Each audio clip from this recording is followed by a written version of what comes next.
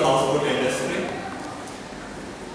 Houseboat term basically it gives you the impression of Kashmir, because when we talk about tourism, Kashmir had a very tremendous potential for tourism. There is a Persian saying and that reveals in Persian, but I will not be able to understand that language, so I will try to translate it in English.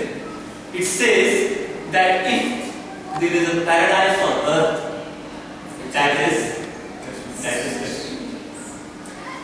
And another aspect of the same saying is that Kashmir is the paradise of Asia, and in that Switzerland was being declared as the paradise of the world. At one time, when I was pursuing my master's and I was doing a minor research work, as you have these project works, and in that I have an opportunity to interact with foreigners regarding the dissertation work that I was taking at that time. And there was one foreign couple that was from Switzerland, and they were very frequent travelers. They had traveled many parts of the world, including Kashmir. I asked them that you are from Switzerland and the beauty of Kashmir is compared with that of Switzerland. Do you agree with it, or you feel that there is difference? They say yes, there is difference. I say in what way? They reply that Kashmir is much more beautiful than Switzerland. So I was surprised. I said that really? They say yes. They say that actually Switzerland is well managed, well maintained, and the beauty of Kashmir is in its natural form. It has not been, had it been managed like Switzerland, it would have a completely different outlook. It would have been fascinating the entire world. Now, when we talk about Kashmir, there is one thing that, as you have already studied in your tourism, 3 A's, isn't it? On which the entire tourism relies. Actually, I was thinking that I will have some digital interaction with you through some presentations, but I now think that since the number is not that much and you will like more to be interactive rather than having that type of presentation. So now I have got the idea of that presentation because it will be more lively and enthusiastic in this way. So, when we talk about 3 A's, that is attraction, accommodation and accessibility, although there is a proper sequence of the 3 A's, one important thing which is the base of tourism, that is attraction. Because when there is something, then there is tourism, because that A acts like a magnet. What is the role of a magnet? Suppose this is a magnet and there are iron filings scattered all over. If we want them to bring closer, we use a magnet and all the sides will be attracted to it. The similar role and attraction plays in tourism, right? When there is attraction, irrespective of topography, irrespective of creed, irrespective of economic status, people get attracted to that. Okay? And when we talk about Kashmir as a tourism product, that one of the important attractions there is houseboat. But for houseboat, what is important? Lake, isn't it? And that is the Dal Lake. You might have heard about Dal Lake, isn't it? Because when we talk about Dal Lake, that is, it also is very surprising to people when they say in the heart of a state there is a big water body which is approximately 12.5 square kilometers, right? And that lake is in Srinagar.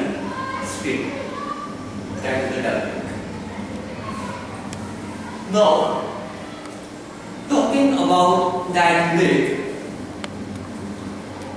what we say, in that lake, there is a sort of floating hotel, and that is the houseboat. That is the. But now, when we talk about you, and you are in this industry now, why I am telling you this thing? Because I want to expose you to those aspects of this industry where you can be creative enough of designing a product. And here I am taking houseboat as a case study, how it was designed as a tourism product. Because it was not always that it was a tourism product. It was just an idea that was conceived and that later developed into a product and now a part of the industry. Right? So it was in the 18th century, there was one British Army general who visited Kashmir, because as I told you that Kashmir had been a fascination for people all over the world from times immemorial because of its natural beauty. And it was in the 18th century a British Army general arrived in Kashmir, and he arrived in Kashmir to visit Kashmir, right? Once he reached the place, he liked the place very much and wanted to have some place over there where he could have a sort of second home, because there was and there is a second home concept in Europe. But at the same time, due to certain aspects, it was not possible for him to own property there because of the non-state subject issue. So, till that, there was no concept of houseboat, because it was that general who actually had given this concept. He thought that I cannot have any right of owning property in this place because of being a non-state subject. So what he did, he thought that those laws are being implemented over land, and there is a lot of water here. So why can't I own something on water? Got it? So he had a concept that there is some sort of floating, because there was no term till that for it, some sort of floating accommodation, and he designed it, and the concept emerged. And that time it was not called a houseboat, that time it was called a dunga. What it was called? Dunga. It was a small sort of place on water that was being developed. One room with some sort of facility where some cooking would have been done, kitchen, and there was no washroom facility that time. So that concept came. Now this is the concept of designing a product, because this concept gave a design of a product. Till that time, people were attracted with the lake, by the lake, but at the same time, there is one aid which is very important, that is the accommodation, isn't it? Suppose if a person visits some place and there is a very beautiful place, but he cannot find anything to stay over. Maybe at the other time he will think twice before visiting that place, because after all, a person who needs accommodation also at the place, right? And now this became a factor of accommodation at that place. But that time it was not commercialized, and that British Army general had invested in that, whatever investment it required that time to construct it, because it requires a specific type of wood, that is the cedar wood, which cedar, C-E-D-A-R. That is the water resistant wood because it is in water and that wood is resisting water. That should be very old, that wood, because after a particular time and a specific type of oil seeps out of that wood and that makes it water resistant. So that wood is used. Now, after the first Dunga, it always happens when the concept of the product is there, later it is replicated by others also. Because people saw it, people were attracted by it, other foreigners also followed the suit. They started owning the residential property in Kashmir in the form of those Dungas. And that time, every Dunga was owned by a foreigner because it was a foreigner who had sponsored the construction of that. With the passage of time, what happened? When they came, they resided in those Dungas. At the same time, they were very much excited about it and shared their experiences back home with their friends, relatives, and others. So it followed, it triggered more movement to that place. Sometimes when they were back to their places, their friends or relatives used to come and stay in the same Dunga. But it was not commercialized because it was a sort of second home concept and they used to come and go. Then, since it was in water, and in water there used to be, and there was no washroom facility that time, so there were some people who were living around that lake, and they used to help them in giving them certain facilities.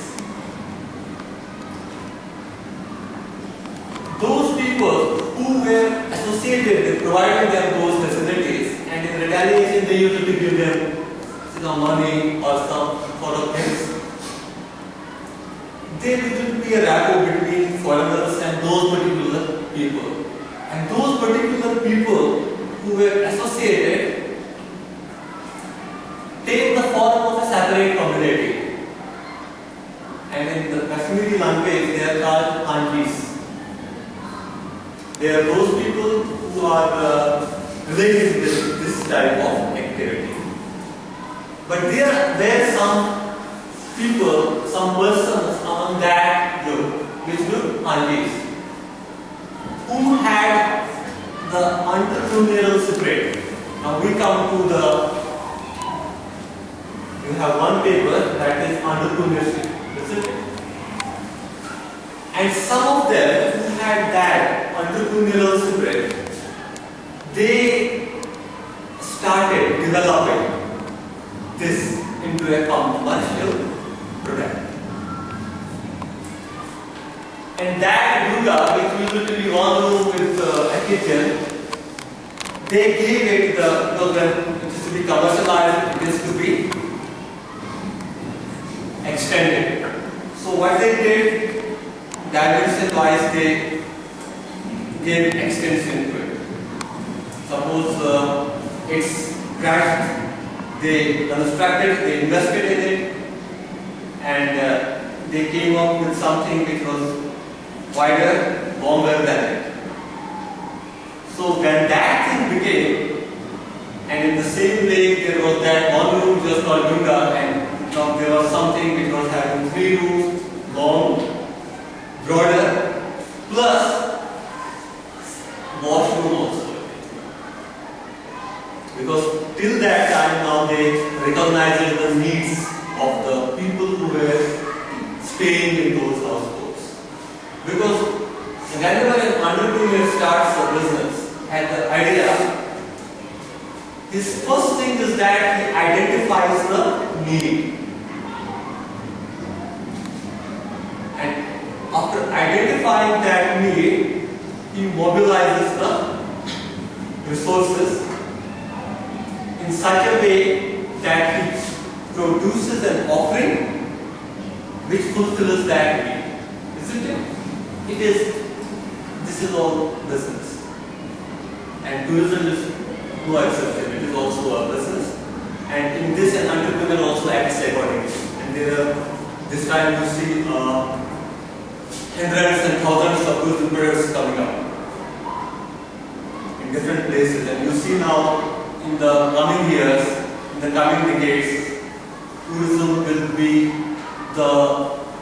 it is right now also, but we will see that how it will be the number one directly job producing industry. Why? Because now there are many reasons for it. The disposable income is growing, and it had been already researched that disposable income is more disposable income, to say directly proportional to tourism. More you have disposable income, more movement is there. As earlier you were seeing or watching, foreigners used to come to India, isn't it? And there was very little outbound tourism.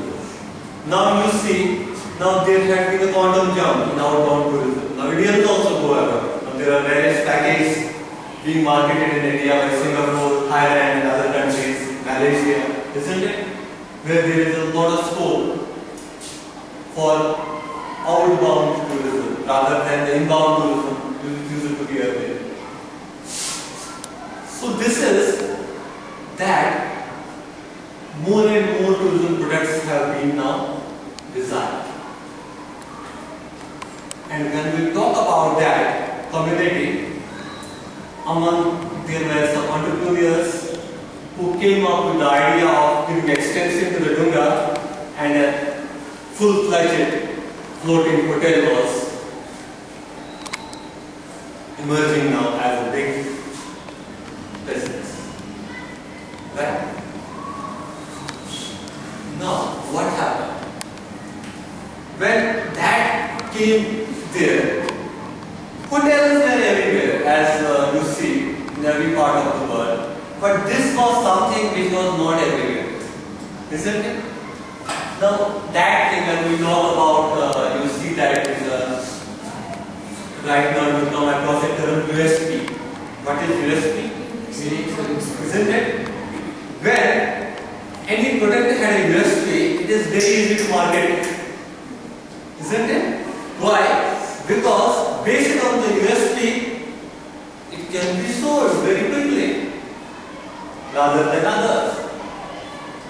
Now, Houseboat had a USP of its own because it was a floating hotel rather than, isn't it? And with that USP, its demand grew tremendously. Its demand grew to that extent that some of the people associated with that houseboat industry began to say that tourism in Kashmir is because of houseboat. You are trying to interpret the meaning of this. They say tourism in Kashmir is because of houseboat. Although we can't say it is true, but I want to make you aware that to that extent this concept grew. This concept.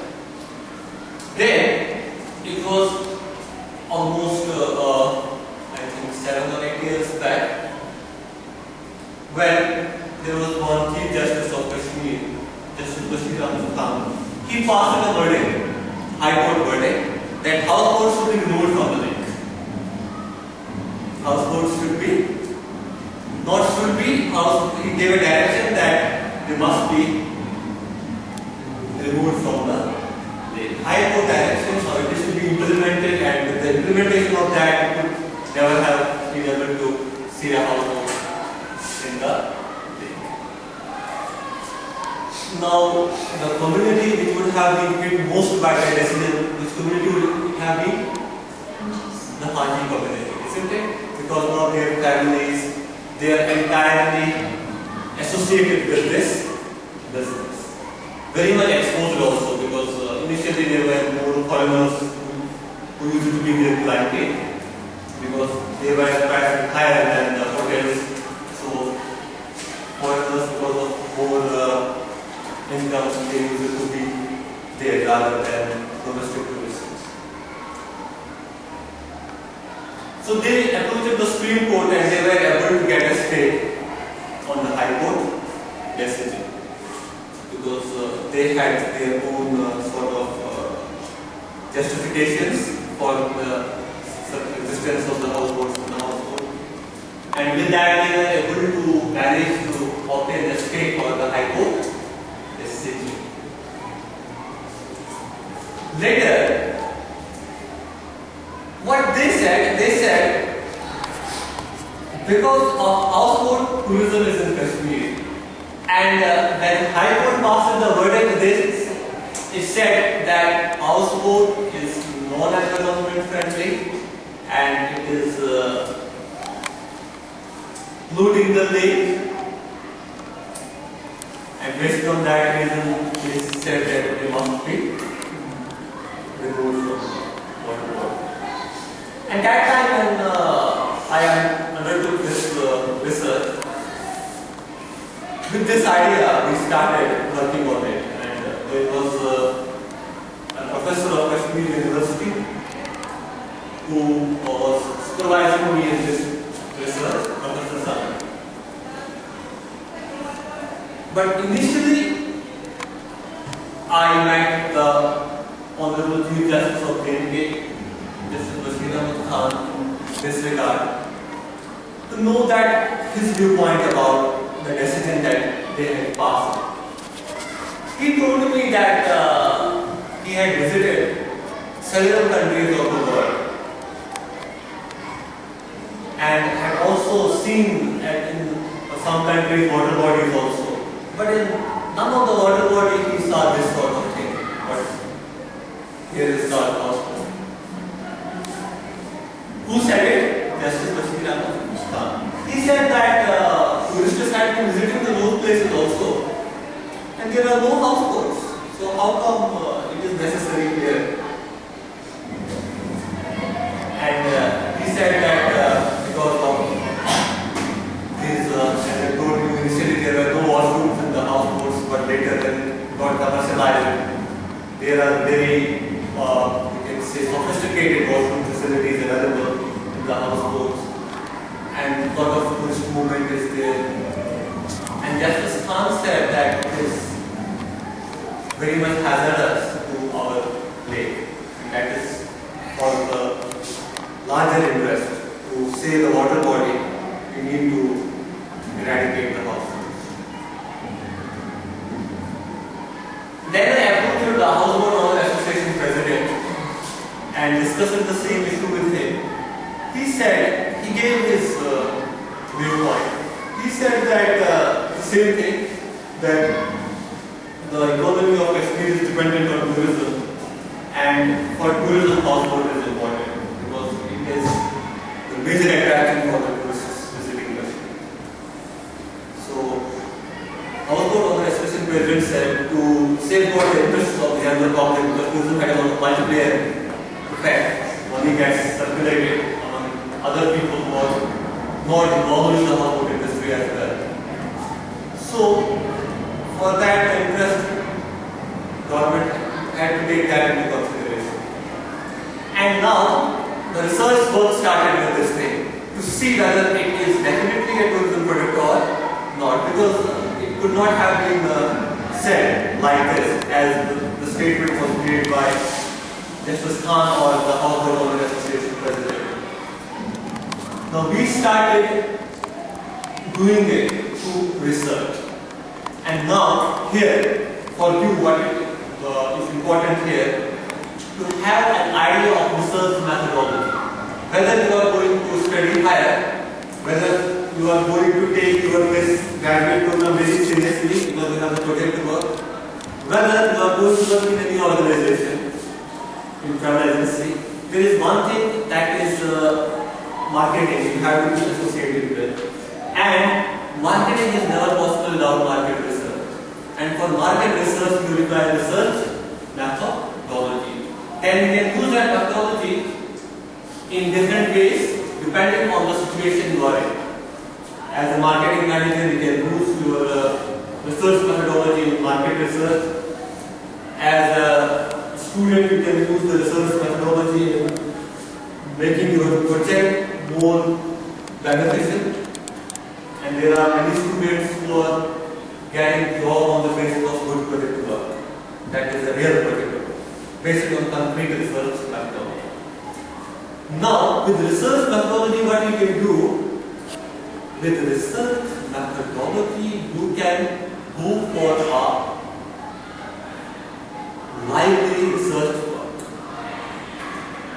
And here, when I started working on this, what was my methodology? My research objective was to see whether houseboat is really an important component of tourism industry or not. That is the significance of houseboat in tourism industry, isn't it? I had to see whether the Houseboat Owner Association President's statement holds weightage or not. What he was saying, people are visiting the Kashmir because of houseboats. Now, who could have been the people who would give the answer of it? Tourists, isn't it? So what we did, we constructed a survey instrument.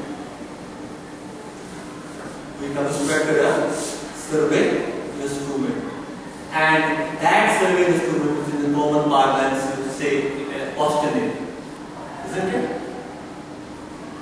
And that questionnaire was administered to tourists. But whenever you have to administer a questionnaire, you have to administer it to the tourists. I mean, the tourist for this was the population. And it can vary in other cases, depending on the area of research. In this, the population was the tourists visiting Kashmir. Right. But at the same time, lakhs of people visit Kashmir. Was it possible to administer the questionnaire to lakhs of tourists? That was not possible for an individual researcher, isn't it? So what was the alternative?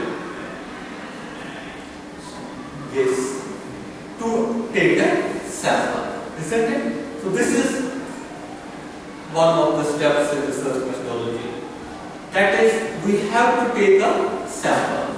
But what is a sample?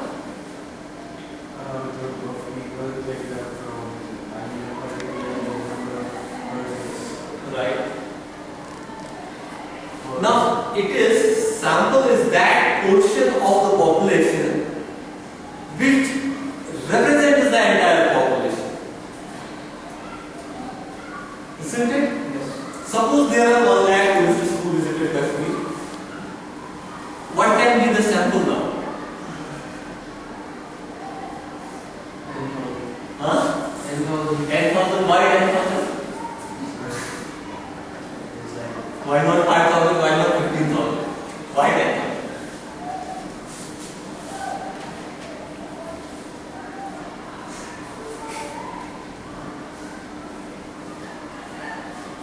Sometimes in marketing, you have to identify a market segment, right? And when you identify a market segment, you have to go for sampling. For example, sometimes you have a package.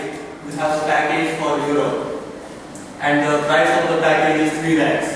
Now you have to identify the market segment for it. Isn't it? To whom you can market the package? Maybe there is a person whose annual income is 3 lakhs. Can you market the package to that person? इसकी annual income 3 lakh है.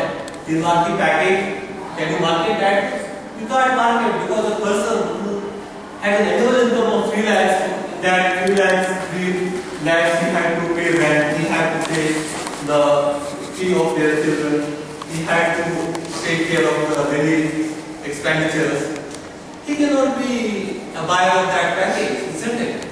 So once you are marketing that package, why you will waste your efforts in reaching to that part of the population, isn't it? So you have to segment the market accordingly. First of all, you will see that who are the people who can afford this package, income groups, other sort of things. That is all where research methodology is usually practiced. Now we again come to that issue of sample. How much will have been the sample for it?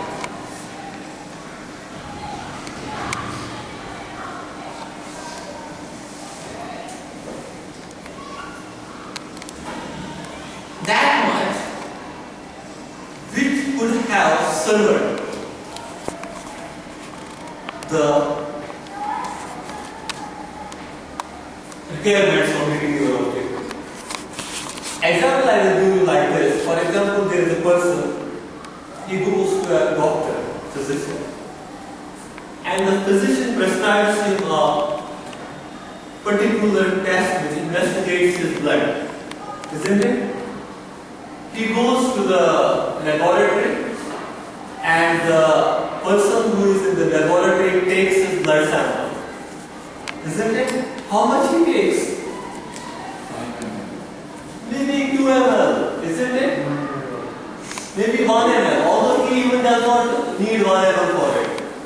Then he puts a drop of blood on the slide and he investigates, isn't it? Because that drop is sufficient enough to tell what is the hemoglobin or whatsoever he wants to investigate in the blood, isn't it? Because what is in that drop is in the entire blood, right? So that means that their one drop serves the sample because it is sufficient for the physician to know about his condition. Same way, we try to find out first that how much sample is necessary for it. Although we would have managed it with less than 100 participants because nowadays in research we use some customized software programs like SPSS. We have used it in this research, and in that we also test the survey instrument to find out the reliability of the scale which we use. That is the Cronbach's alpha value. We take out and accordingly we say that the scale is reliable. So in that survey instrument, we have taken certain statements and under every statement we have given 5 options. Nowadays you see that as you have multiple choice questions, isn't it? A question followed by 4 options, isn't it? Then you are taking one of them. We also use it in our survey instrument, 5 options we use. Why 5? Because it was actually a person whose name was Likert. And he identified a scale that is called the Likert scale, a 5-point scale. And based on that 5-point scale, we have taken the perception of tourists regarding houseboat industry. And the 5 points that we have taken, that is 5, 4, 3, 2, 1, where 5 we have taken strongly agree, 4 agree, 3 neither agree nor disagree, 2 disagree, and 1 strongly disagree. You can use this scale in your projects also, in your survey students. Because with this scale you can measure the perception of a person regarding anything. Got it? Now, based on this scale, we use it to take the responses of the tourists. Why we keep this scale? You want a break at this moment? Because we will break for 10 minutes or 15 minutes. Then we will be again here. This is 10 minutes to 1 at 5 past 1. Yes. We will be again here so that because it is necessary for you this time. We have to do 1 hour questions. We take a break and we will refresh ourselves. Be back here at 1 or right? 5 past 15 minutes. Next meeting. Take a 15-minute break and at 5 past 1 will be here.